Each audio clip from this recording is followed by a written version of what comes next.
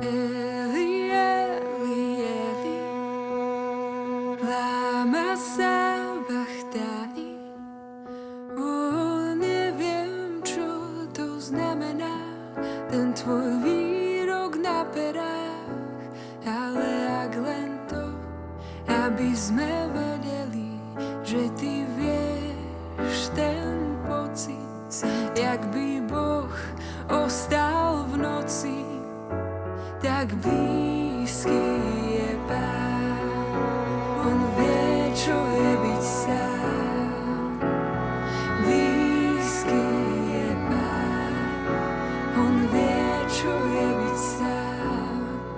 Neviem presne, čo to znamená, no verím, som tebou vždy vedená.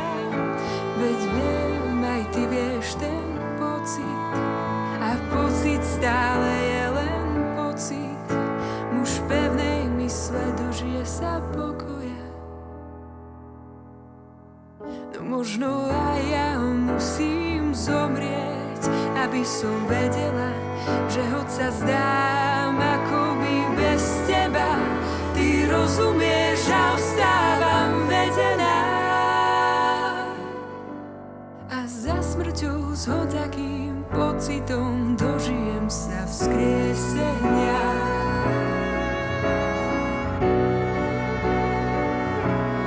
Dožijem sa vzkriesenia, tebou vedená.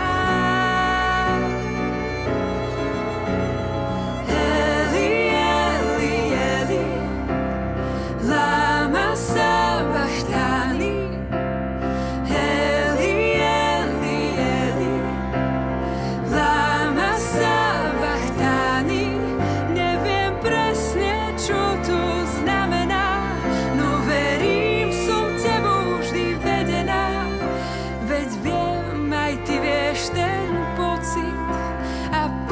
Dostane len pocit, keď pevnú myseľ bude mať.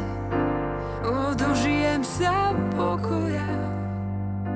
No možno teraz aj ja musím zomrieť, aby som vedela, že hoď sa zdám akoby bez teba, ty rozumieš, že ostávam vedená.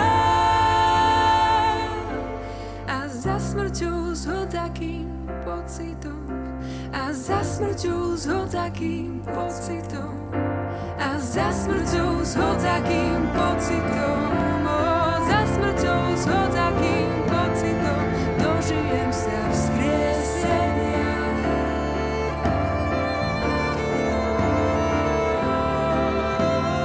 Nie je problém zomrieť, ale zomieranie bolí, najmä ak neviem, či sa smrti dožijem vo všetkom, v čom ešte mám umrieť.